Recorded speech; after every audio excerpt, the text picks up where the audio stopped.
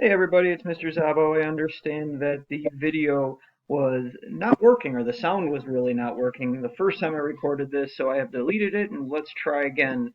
This time I'll do the shorter version, so a lot of my notes in here are already going to be filled out. I will try to kind of delete some of it and give you an opportunity to practice throughout the video. But the first thing that we want to address is really just formally define these two theorems that state that if two sides of a triangle are congruent, then the angles opposite are congruent. And if the two angles of a triangle are congruent, then the sides opposite are congruent. So we already talked about that in a previous video, but now we've officially announced it and we can use it in proofs. So here's our first example. If I'm given that segment AR is congruent to segment AQ, those are the two sides of the biggest triangle here, then and that segment RS is congruent to segment TQ, then prove that segment AS is congruent to segment AT. I set it up here as a flow proof. Again, I'm not going to ask that you do flow proofs, but it is sometimes a good way to kind of outline what we're looking at here. So I have my given, which also allows me to conclude. So AR and AQ allows me to conclude in that big triangle, if I ignore segment AS and segment AT, that triangle ARQ is isosceles, therefore angle R is congruent to angle Q as well. Okay? And these three pieces allow me to conclude that triangle ARS is congruent to triangle AQT by side angle side congruence, and therefore by CPCTC, the segments I wanted to prove are congruent. This is what it would look like in flow proof, kind of outline without the reasons. We haven't officially done a flow proof because we haven't talked about how you would write your reasons in a flow proof, but you still need them. Here's how it would look in a two-column proof. And again, if you want to pause or rewind what I just talked about to go over that again, you're welcome to do so. But we're going to go on and talk about angle measures and side lengths and how they compare. Specifically, this idea that the shortest side of any triangle is always opposite the smallest angle. And conversely, the longest side is always opposite the largest angle. And this brings up the idea that we've talked about briefly and haven't officially defined in any specific theorem yet, and that's the sum of the measures of the inside of a triangle is 180 degrees. And we will officially announce that, but it's something that I believe you guys are all aware of anyway. So that's how I figured out that this was a 35-degree angle, even though it wasn't given as 35 degrees. It's 180 minus 83 minus 62. Since that's the smallest angle, opposite that is got to be the shortest side. It doesn't tell me how long that side is. I don't know the actual length, but I know it's the shortest of the three sides. And the 83-degree angle is the largest angle, so AC would be the longest of the three sides.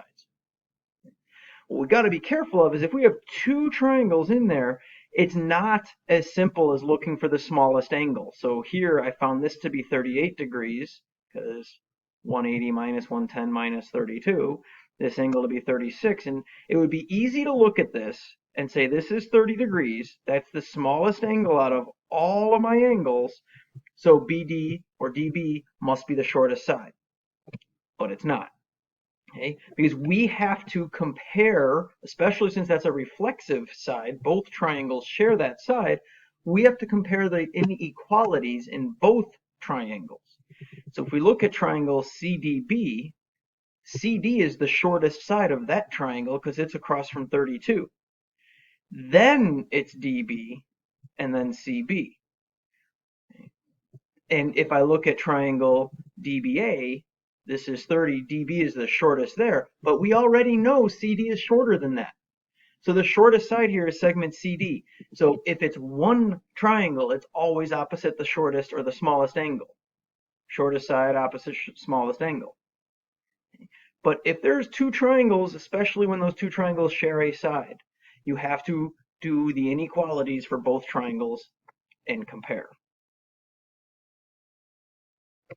And that brings us to the definition of why side-side angle does not work. Okay? And when it actually does. So it does not work because if I lock this angle in, and I lock my orange side in, and I lock my blue side in, but I don't lock the angle up here, so it could form this angle, it could form that angle, that forms two different triangles. I can form two completely different triangles that have the orange side length, the blue side length, and this angle. That means we can't use this. This would be a sometimes they would be congruent with side and angle, non-included angle. When is it always? If it's a right angle. And it's always when it's a right angle and we have the hypotenuse and then either leg. And we would write that up in our proof as four statements. We don't have to state that my right angles are congruent to use this hypotenuse leg postulate or HL congruence. We would have to state we have this right angle and we have another right angle.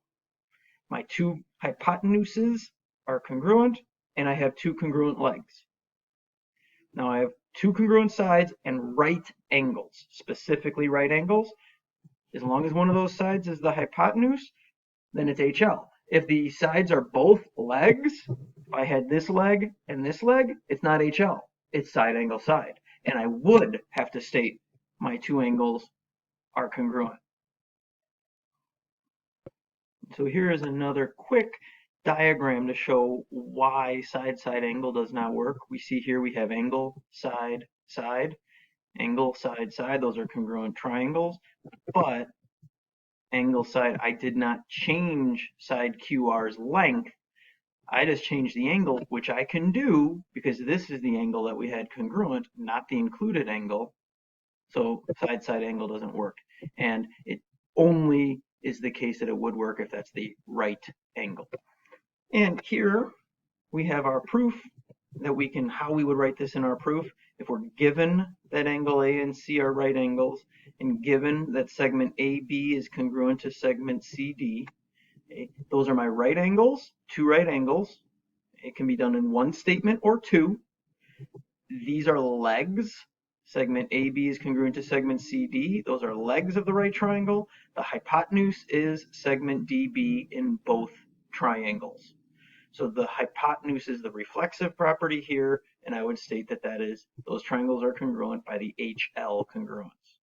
If we had AD is congruent to BC instead of the reflexive property, or if these triangles did not have reflexive property in it, then it would have been side angle side. But we would have had to state angle A is congruent to angle C. If you're using hypotenuse leg, that is not necessary. All right, so what I'd like you to do is this proof has been started for you. And it's been started so that you would complete it in 10 steps.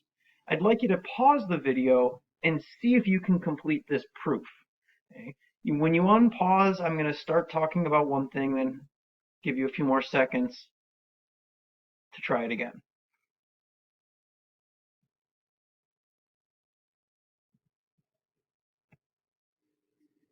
Okay, this is going to have overlapping triangles in it, so it might be helpful to draw your overlapping triangles out. And that would look something like this. Okay, I drew triangle DBE out, and I took triangle BCE, and I labeled what my givens were, what I knew. Remember, altitude tells us that we have perpendicular sides. Altitude implies perpendicular, perpendicular implies right angle. That will leave us with a proof that looks like this. Okay. Segment EC congruent to segment BD. That is our congruent legs. We have two right angles. I did not state they're congruent. You can, but it's not necessary. And segment BE is the reflexive property, and it is the hypotenuse of both of those right angles. Triangles were congruent, therefore my angles were congruent by CPCTC, angle CEB, angle DBE, and those are the base angles of isosceles triangle ABE, so AB is congruent to AE. All right, hopefully this helps. I appreciate those who have caught the audio issues in the video, and I will be posting this shortly.